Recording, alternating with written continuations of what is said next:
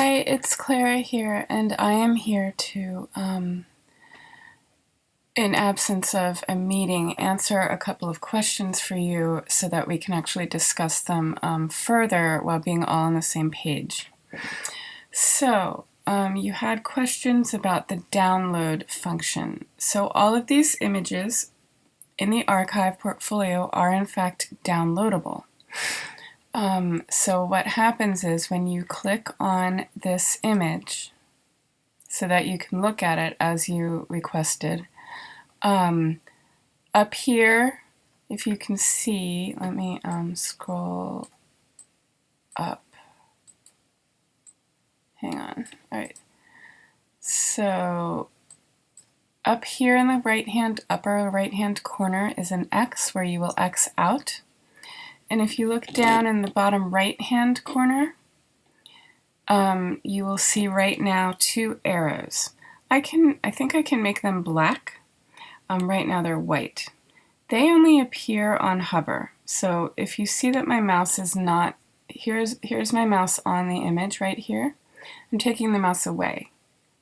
So websites now are designed in a very active manner, and when you hover over the image, you can go to the arrow right here on the left side of the bottom right-hand corner, and when you click on it, it downloads. Okay? So that's how you download images from this website. And I don't want to do that. And then also if you, I did it anyway. All right, sorry, hang on. So again, and if you hover over it and you hit the plus sign, it makes it a full-size image, which is a little bit moot. It's kind of too big, and then you don't have to maintain that. But again, in the lightbox view, this is called a lightbox because, you know, it focuses the attention on the specific individual image. That's a function of just what websites do to make pictures look nice now. We don't have to use it. If you don't like the lightbox feature, I can just embed a simple image, and I'm sure the download button will be somewhere. I just have to navigate that. So again, hovering over, there's the download button. You can choose where to save the image anytime. And then you can X out. And then scrolling down to the slideshows, the reason I made the slideshows instead of individual images embedded in the site like these is because, to me, personally, it seems easier to navigate. You have them grouped into, you know, a larger group. Some of them only have a couple of images, but many of them will have more, for instance, auxiliary photos.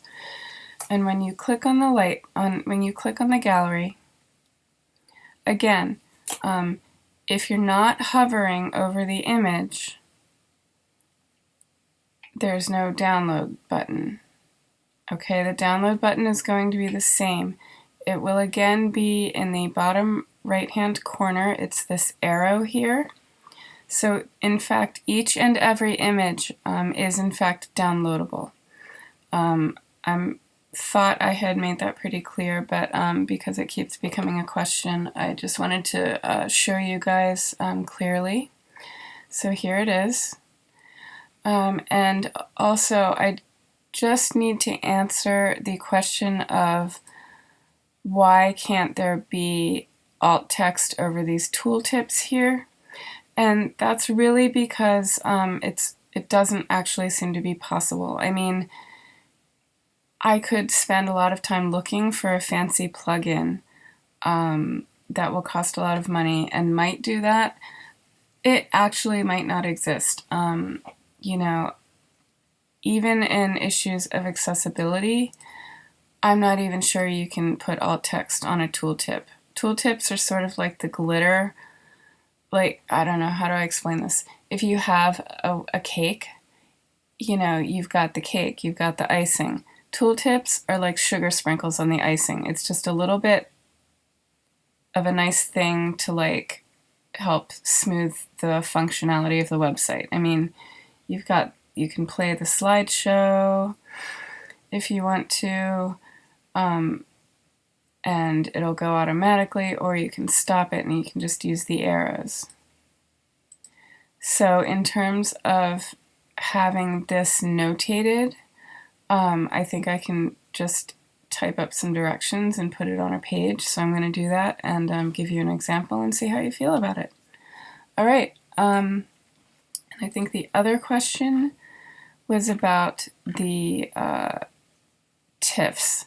So basically these TIFF files are individual embedded links that allow a preview. I'm using a plugin that allows a TIFF, like websites don't handle TIFF files naturally because they're too big.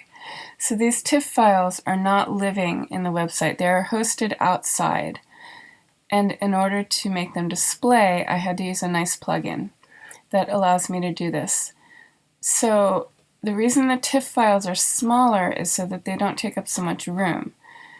All of the TIFF, in my thinking, all of the TIFF files reflect only the images that are already JPEG images. So to me, if you've looked at these images and you're like, oh, I really want to send someone a printable picture of this Aphrodite in progress, you can then scroll down and just do that. And the way you would do that is by clicking on the enlarge button. And because this is hosted in Google Drive, because that's where it's living, you can open it with a document viewer for Google Drive, but and you can't see, I'm not sure you can see where the icons are up at the top here, but I believe you've looked at them. But right now there's a print setting. So if I hit print, it's going to give me a choice to open it up with preview or save the file. Okay? And then if I choose download,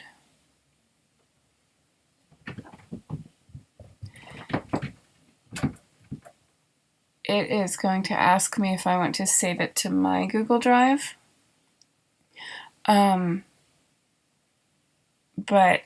that's not something that people necessarily will need to do, but it's something that they could do because they, as someone that you would give access to print this, they could choose to save it. And that's always going to be the case. No matter how you link these TIFFs to them, or no matter where you to email them individually, which would of course be time consuming, and no matter if you send them a link, they will always be able to download it and then print it at their convenience as many times as they want. And that's a function of sharing images. Now, in terms of making these smaller images larger,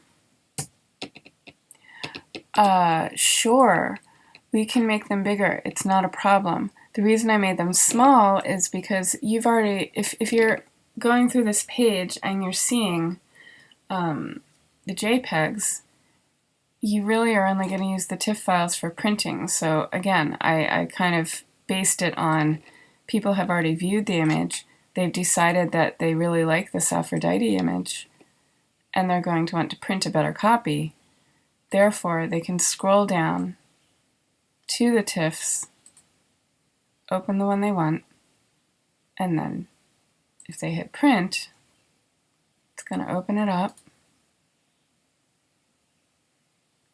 And there it is. And now they can print that. And that's basically that's basically it. So I guess if you have any other comments about that or any other questions, it would be good to hear them. But I wanted to show you clearly that although even though the icons are not showing, I think in the screencast that every single one of these images can in fact print. It is embedded in the way the site operates and the way that I've set it up right now. If there's a different way that you would like me to do the layout, that is certainly something I can do. But that's going to be another meeting. So I just wanted to put this out here, and I hope to hear back from you guys. Thank you so much. Okay.